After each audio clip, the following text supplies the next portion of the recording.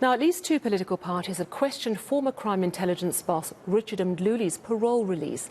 The parties say they will write to Justice Minister Ronald Lamola requesting an explanation. Now, Mdluli was released on parole after serving less than 2 years of a 5-year sentence for kidnapping and assault. The parole was granted shortly after Mdluli was granted bail for another fraud and corruption case, which the DA says will ensure he's locked up for life. Govan Whittles breaks it down for us. Both Action SA and the Democratic Alliance are outraged at the decision to grant Richard Mdluli parole.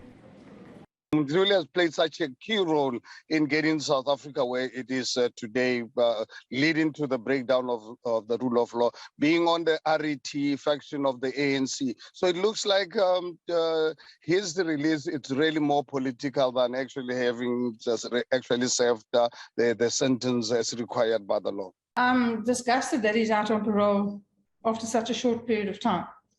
And I will certainly direct questions to the Minister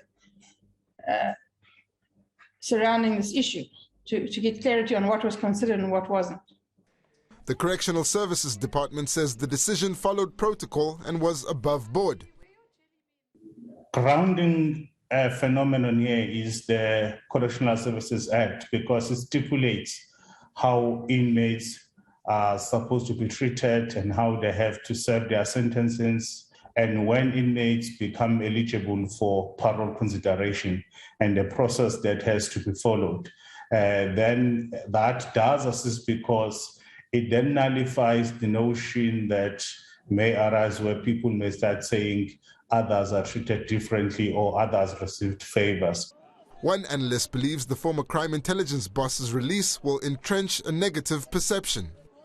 Given his position as the former head of crime intelligence, the fact that there's another court case in the pipeline which will deal specifically with his situation there, and the accusations or charges of fraud and corruption, and that became actually linked to this process about his parole. But the DA says Mdluli won't be out for long as he faces a fraud and corruption trial. He will be prosecuted for those misdeeds, for using the slush fund of the covert fund of crime intelligence as his personal little slush fund. And I've got no doubt that he will be convicted of serious offences. The government says while on parole, Mdluli is expected to complete community service and will get regular unannounced visits and inspections. Govan Whittles, Johannesburg.